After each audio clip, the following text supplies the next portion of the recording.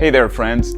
So we're back again for another week of storytelling. Last week, we had an opportunity to share about Jesus' triumphant entrance into the city on Palm Sunday, and then continuing on telling about Mary washing his feet with her hair and how God eventually glorified him before man. Now, this week, we want to be able to continue the stories of how things happened prior to the crucifixion, the story of Easter. And so this week, I want you to stay tuned as we talk about Judas's betrayal of Jesus, Jesus still continuing on to be humble enough to wash the feet of the disciples, and then eventually being arrested, convicted, and crucified. Stay tuned and learn some more. So again, Jesus, Mr. King of Kings, decides that before I leave, I gotta wash my disciples' feet. All right. Right. So back then, of course, you guys may or may not know that the feet are like the part of the body that's considered like the most, filthy. We know. So, yeah, I've done a washing of the feet service before. I know how that God goes. bless you, sir. Jesus is washing the feet, right? And so Peter, who is Mr. I think that I'm more spiritual than everybody, is trying to teach a lesson to Jesus. Says, there's no way you're washing my feet because I recognize you as the King of Kings. He's like Mr. Super Christian.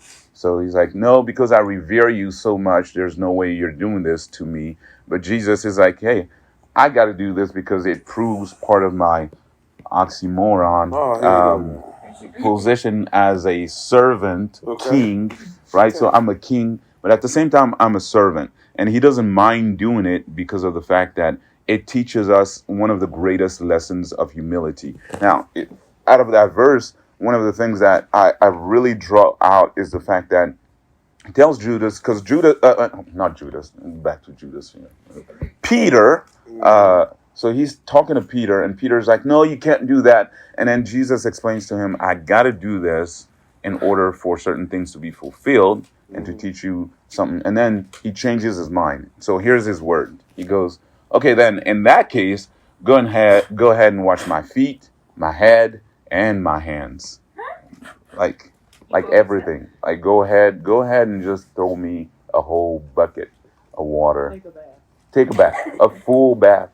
And then his reply is, no, you just need your feet washed, because that's the only part that he's focusing on. So not only is it part of like the dirtiest part of the body during that time, but to me it's interesting that Jesus says you don't need the whole body, right, to be washed. You just need the feet.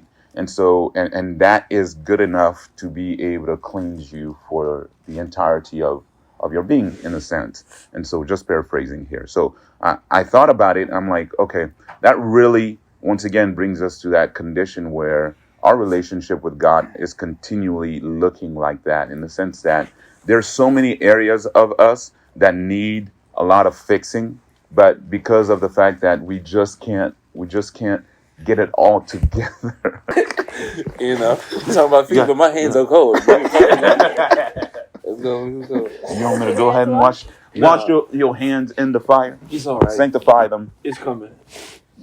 Yeah, so he's talking about how the feet are enough, and you don't need to do the whole body.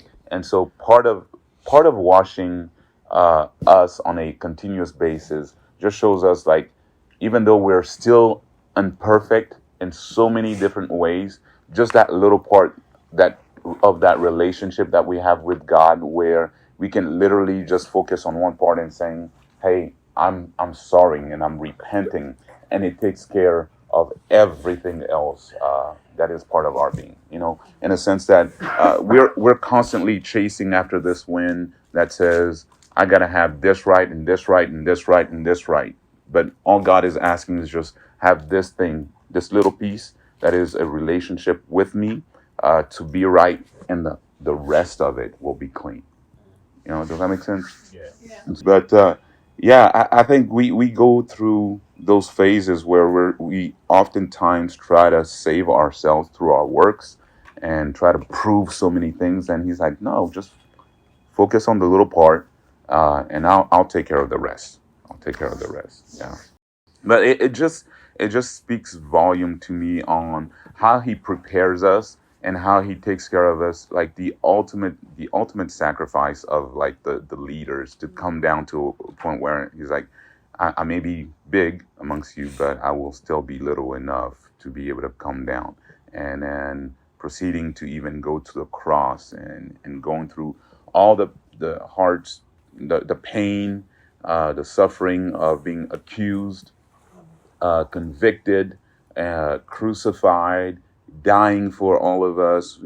The whole commotion behind like his death. If you guys like go back to the reading and realize how much he's like going through all this stuff. So Jesus already knows that he's about to get arrested. He's about to get beaten. He's about to get all these things happen to him. But then he prepares for all of that, like in the most common way possible. All of us would be going through anxiety, I think.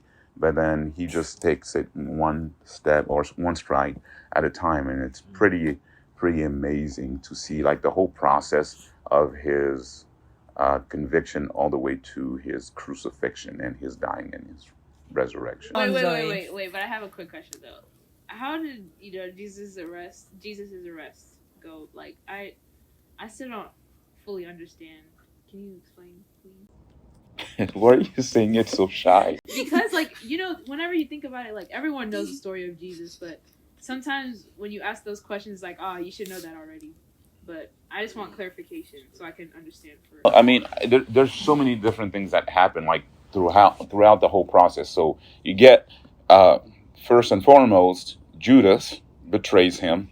So you've got all these soldiers and policemen and all these people coming in. They're raiding the house. You guys seen those SWAT team videos where? So I'm imagining that they literally came in like that. Boom. They all come in. They're trying to arrest Jesus. He's there. And then the disciples are around. Everybody's kind of scrambling. And Judas is behind the scene, kind of like, got y'all.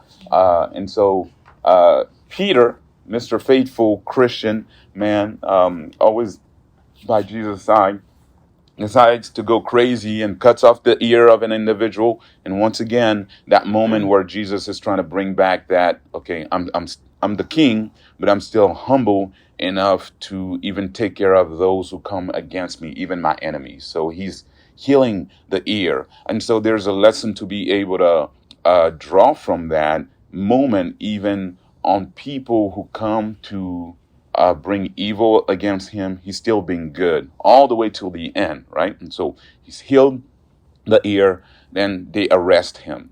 They bring him before Caiaphas, who's like I guess, chief general or whatever, and he's bringing all kinds of accusations. They're saying all kinds of things that he's not even done.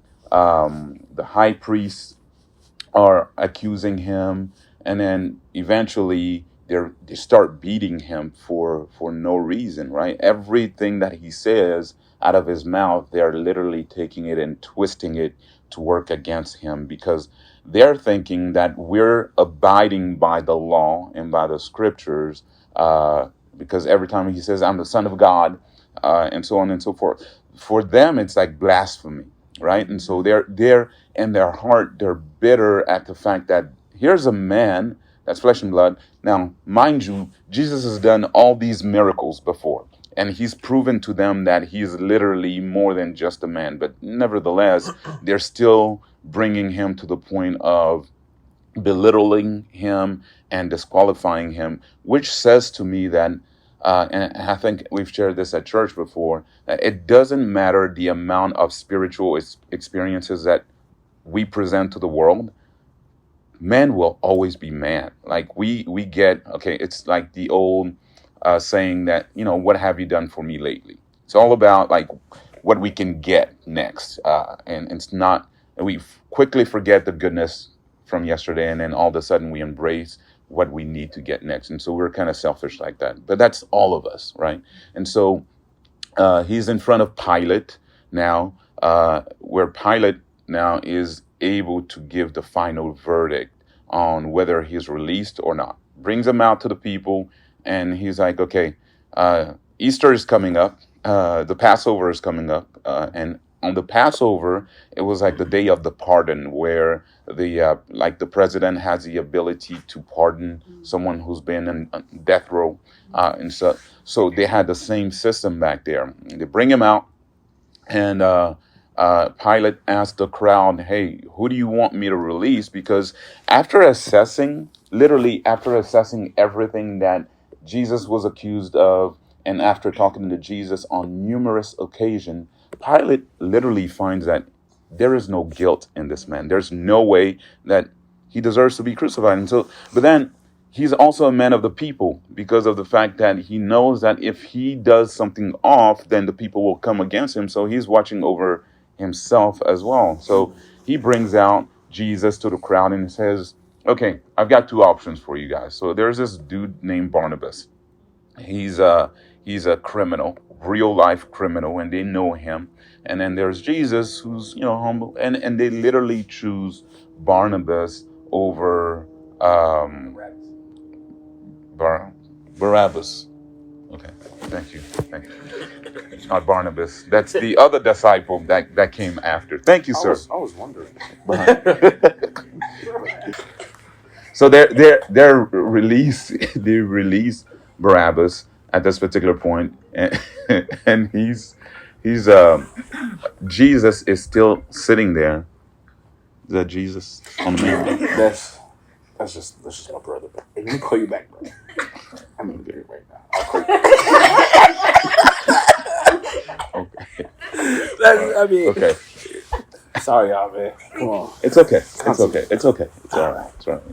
Thought you were getting the call from heaven. No time soon. No time soon.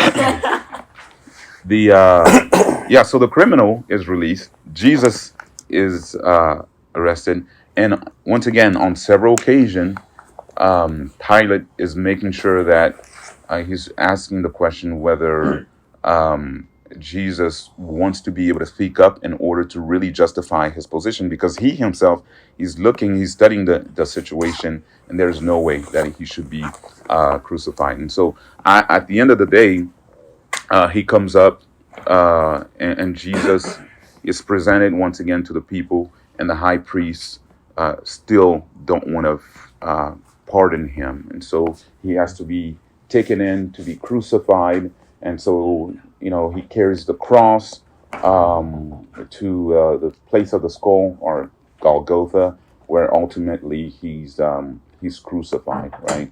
And during his crucifixion, once again, he's put between, two other criminals. We're talking about the image of humility of Christ from the very beginning of his life all the way to the end of his life. I always tell people it's amazing how he came into this world in a manger.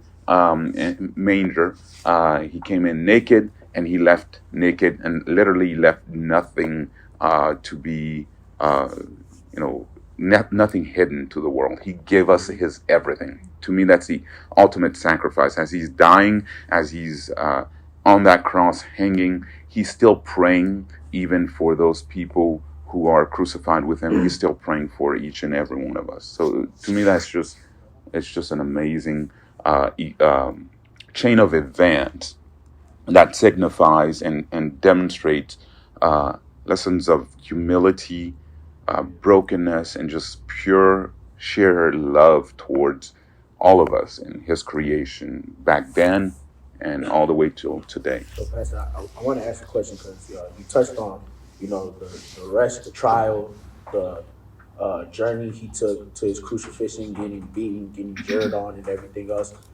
Do you think when Jesus was on that cross, do you think that he ever thought, is this all worth it? Because you got to think about the humiliation he's going through, and everybody and you're coming and you want to do good by these people because you love them so much, but people are showing you so much hate and so much spiteful. It's for me personally, this is not worth it. But do you think that, did Jesus feel the same way? Did he ever, even, do you think that he thought that this is just not worth it? Is it worth it? Yeah, I think to be honest with you, because I know that Jesus is God, right? um, whenever we read that the the most famous verse in the Bible, like known in the world, which is John 3:16, right? Mhm. It speaks about God so loved the world that He gave. And I don't think any of us here will ever be able to ultimately understand the level of love that God has for His people, for all of us. Like that level of love, I don't think is known in this world. We try to mimic that level of love, but there's no way that we get to the point of understanding how deep His love for us is. And so, whenever we ask the question whether He felt that it was still worth all that, uh, to me, yes, I think He really loved us that much that it's worth dying for us. It's worth suffering for all of us because He knew that He would gain the whole entire world by doing this. Yeah, I think that also just shows how he's really God. He's not a man. Because I know if they told me all those reasons when they were convicting me, I would be like, "Excuse me, that doesn't even make any sense. What y'all are convicting me for, Right. saying I should be crucified for, compared to this dude that's been killing people and is an actual criminal. Y'all still choose me? Like I would have dropped out at the beating, actually. So, I that just really helps me. Honestly, whenever you think about it, because knowing myself in that position, I would not have done that. But the fact that he had that much love, he's still here, like still by our side, like everything that I go through, I know, no, God loves me so much that He did all that for us. So it's just a good reminder, like it Even helps on the you push cross, forward. Yeah. right? Even on the cross, he was still concerned about the other person. Mm-hmm. He was in pain. He was about to take his last breath, but he was still concerned about the salvation of the one next to him. That just goes to show how much he cares for us. Because if you look at us and then we have our own problems, somebody come ask you for help, like, man, I'm dealing with my own stuff, leave me alone. But he was still concerned to save the person next to him.